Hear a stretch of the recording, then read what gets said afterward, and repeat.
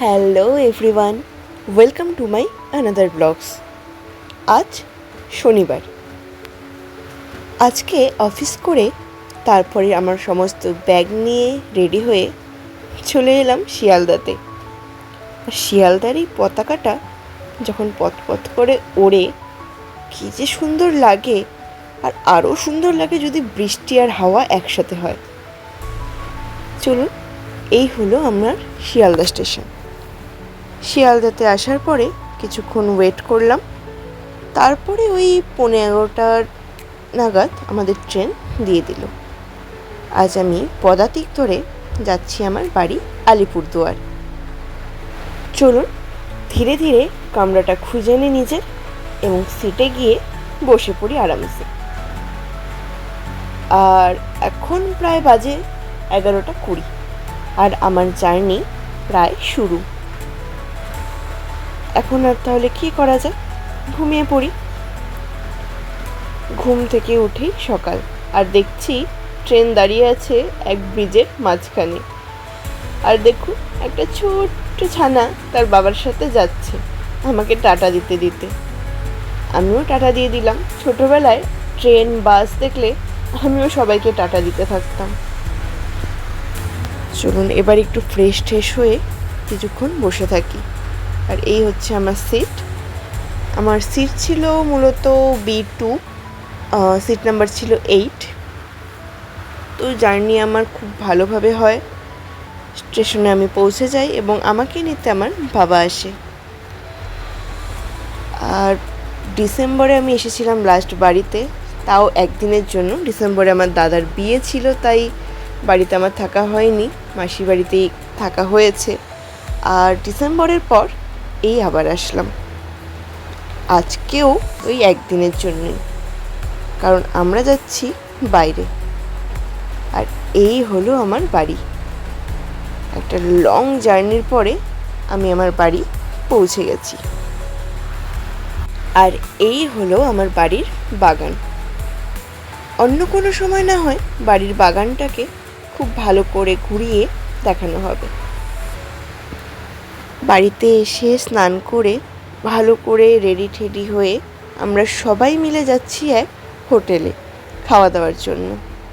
আর আমরা পৌঁছেও গেছি। এটা হলো আলিপুরদুয়ারের খুবই বিখ্যাত একটা ভাতের হোটেল, যার নাম 16 আনা। এটা মূলত বিখ্যাত তারই থালির জন্য।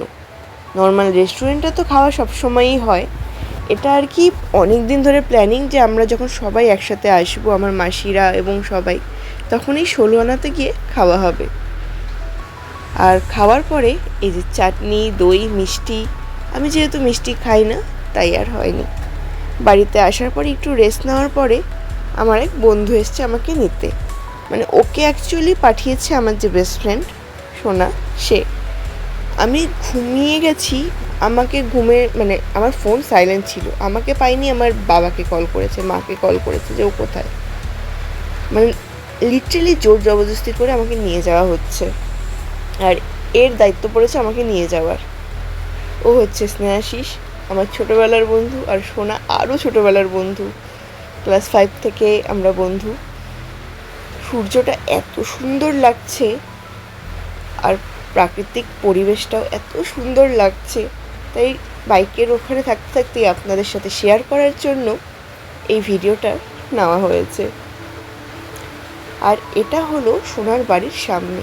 মানে আজকে পুরো ভিডিওটাতে আমার শুধু এই প্রাকৃতিক সৌন্দর্যেরই বেশিরভাগ ছবি। আর পিছন থেকে ডাক, আর এই যে সুন্দরী মশাই চলে এসেছে, মুখে একটা বড় হাসি নিয়ে। ও থাকে কলকাতাতে, বাট আমাদের দেখা খুবই কম হয়। আর এই যে আমার আরেকটা প্রিয় ফুল, জারুল ফুল।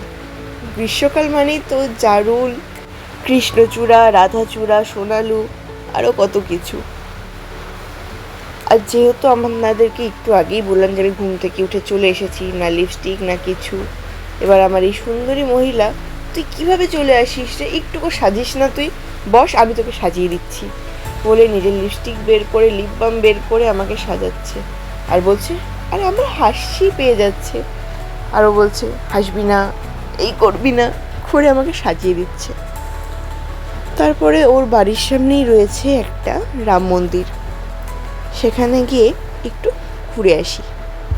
রাম মন্দিরে তখন নামপাঠ চলছিল ভগবানের, তাই ওখানে আর বেশিক্ষণ থাকিনি, কারণ আমাদের একটু বাইরে যাওয়ার কথা।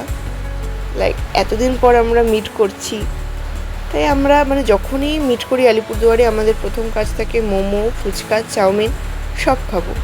বাট আজকে আমার এত শরীর খারাপ, আমি শুধু বলছি আজকে ভাই শুধু মোমোটা হোক, ফুচকা টুচকা বাদ দে।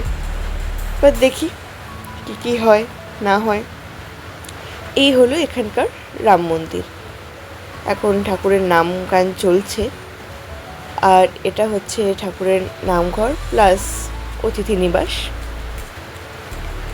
এই জায়গাটাতে শীতকালে আসলে মনটা এত ভালো লাগে, এত ভালো লাগে।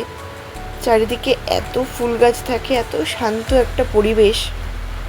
এখানে যতবারই আমি আসি এই মন্দিরে একবার করে আমি আসি, একবার চক্কর খাই তারপরে যাই। আর এই জায়গাটা এখন যেহেতু বর্ষা হয়েছে, তো বর্ষাতে পুরো জঙ্গল। নর্মালি জায়গাটা খুব সুন্দর ফুলে সাজানো থাকে। রাম মন্দির ঘোরার পরে আমরা তিনজনে মিলে এবার যাচ্ছি মোমো খেতে। আমাদের প্রিয় জায়গা, যেখানে আমরা প্রত্যেকবার এসে মোমো খাই।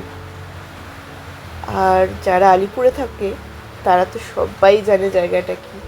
আর এই হলো আমাদের বক্সা ফরেস্ট। আর আমরা চলে এসেছি মোমোর দোকানে। এই জায়গাটার নাম হচ্ছে পাম্পু বস্তি। আর এই হলো এখানে মোমো। এই প্লেটটার দাম 30 টাকা। এখানে 10 পিস মোমো রয়েছে। আর কলকাতাতে থেকে থেকে যে ধরনের মোমো খাই আমার একেবারেই ভালো লাগে না। বাট মোমোর এত পোকা কি ওখানেও ঠিক আছে, খেয়ে নিই। বাট আসল মোমো তো এখানে ভাই। কলকাতার লোকেরা আপনারা প্লিজ মন খারাপ করবেন না, ওখানে আরও অনেক কিছু ভালো পাওয়া যায়, যেমন রোল, বিরিয়ানি, যেটা এখানে এতটা ভালো পাওয়া যায় না। বাট মোমো কিন্তু এখানেই বেস্ট, আর খেতেও অসাধারণ। তো মোমোটা নিয়ে আমরা খাওয়া শুরু করে দিয়েছি। তো এক প্লেটে তো মন ভরেনি, তাই পরে আরও এক প্লেট নেওয়া হয়েছে। তারপরে সেটাকেও পুরো খেয়ে নিয়েছি। আর মোমোর পরে এই যে খাবো না করেও সোনার পাল্লায় পড়ে আমাকে ফুচকা খেতেই হলো, যদিও খুব কম পরিমাণেই খেয়েছি। যাই হোক, তো আমাদের এটা একটা কোটা থাকে। তাও এবার চাউমিনটা হলো না, যে মোমো, ফুচকা, চাউমিন একসাথে 3টা খাবই। আর হ্যাঁ, আইসক্রিমও। তো এবার আইসক্রিম আর চাউমিনটা বাদ গেল, তো ফুচকা আর মোমোটা হলো। ঠিক আছে, অন্য কোনো একদিন হবে আবার। চলুন তাহলে এবার আমরা ফুচকাটা খেয়ে তারপরে বাড়ি ফিরি। আর আজকের ভিডিওটা আমি এখানেই শেষ করছি। আপনাদের ভিডিওটা কেমন লাগলো অবশ্যই কিন্তু আমাকে জানাবেন। আপনারা ভালো থাকবেন, সুস্থ থাকবেন, এবং আজকের মতো টাটা।